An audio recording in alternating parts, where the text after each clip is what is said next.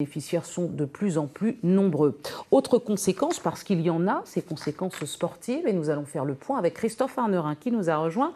Bonsoir Christophe. Bonsoir, alors, Catherine. vous allez nous parler de la tenue du match Club franciscain et SO Cholet et aussi des autres rencontres. Alors, que va-t-il se passer concrètement sur les terrains? Alors déjà, ce qu'il faut savoir, c'est que nous avons pu obtenir la Ligue de football de la Martinique qui nous dit que le match sera maintenu. C'est déjà la première bonne nouvelle. Par contre, le match sera avancé à 15 h le samedi 27 novembre. La raison, bien entendu, vous l'avez compris, c'est d'éviter toute proximité déjà avec les tensions qui pourraient exister en fin de journée et surtout pour respecter le couvre-feu dorénavant mis en place. On rappelle que c'est un match très important puisqu'il s'agit d'un 8e tour de Coupe de France avec à la clé quand même une dotation de 15 000 €, un chiffre non négligeable pour nos clubs amateurs. Alors, je sais que vous aimez beaucoup le football, mais il y a quand même d'autres sports aussi qui sont concernés. Et oui, et ce week-end était notamment marqué, Catherine, par la reprise du handball, et notamment le championnat de pré-national. Et là aussi, à l'heure où je vous parle, les dirigeants de la Ligue de hand sont justement en train de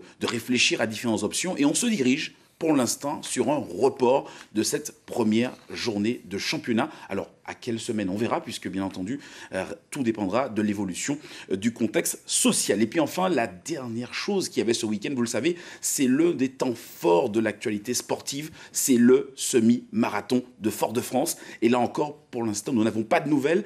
Le maire a encore 24 heures pour se décider. Mais quand on voit l'état des routes et surtout des quartiers foyalais, difficile de penser que cette compétition aura lieu dans de bonnes conditions. Et dommage pour ceux qui se sont préparés activement, Christophe. Merci beaucoup pour ce point précis. Dans le reste de